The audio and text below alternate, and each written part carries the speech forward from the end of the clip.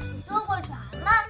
我们都知道木船能够漂浮在水面上，但是大型的游轮用钢铁做成的，那么沉的钢铁为什么会漂浮在海中呢？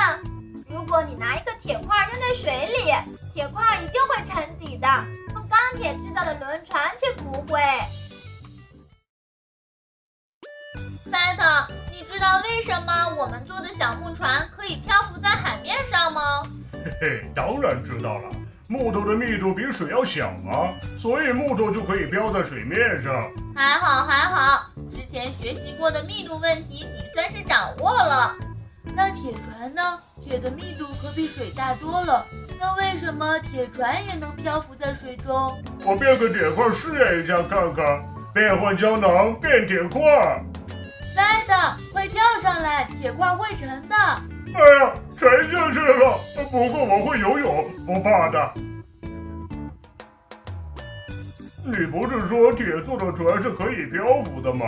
为什么我变了一块铁块就下沉了呢？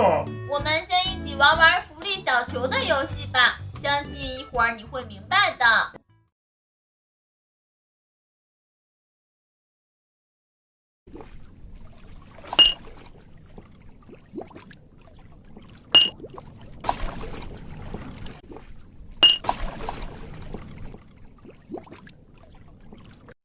看来浮力不是那么简单的，需要好好研究研究呢。当然了，不过刚才的小游戏至少向我们证明了浮力的存在。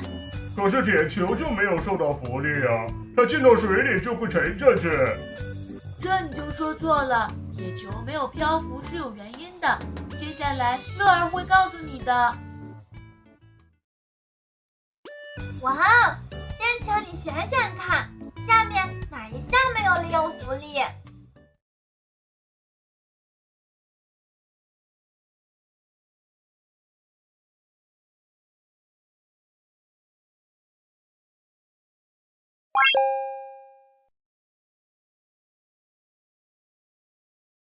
不错，你没有被选项迷惑。哇哦，现在液体或气体里的物体受到液体或气体向上拖的力叫做浮力，一切进入液体中的物体都会受到液体对它竖直向上的浮力。刚才游戏中铁球下沉，只是因为液体对它向上的力小于铁球自身的重力，于是铁球就下沉了。那么这道题中，潜水艇和轮船都是利用了水的浮力，热气球是利用了空气的浮力，只有飞机飞行不是靠的浮力，而是靠升力。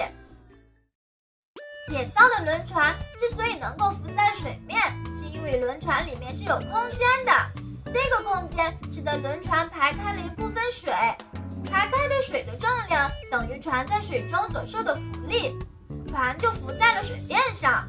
从乐儿的讲解中，你能否找到影响浮力的因素呢？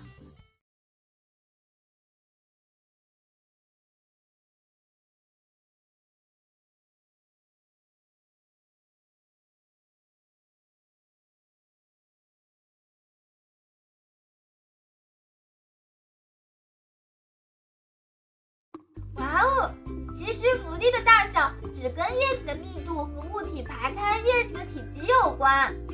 在液体密度不变时，排开液体的体积越大，物体受到的浮力就越大；排开液体的体积越小，浮力就越小。物体密度不同时，不管是沉是浮，它都要受到浮力，并不是密度大的物体就不受浮力作用了。而液体的重力也不会影响到液体对物体的浮力。接下来，我们还是一起做个关于浮力的小实验吧。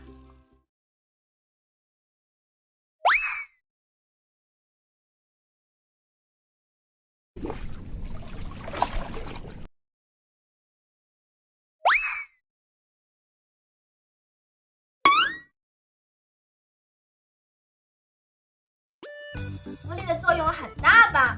它可以使轮船浮在水面，成为一项重要的水上交通工具。人们游泳的时候，也是因为浮力，才能在水中像鱼儿一样向前游。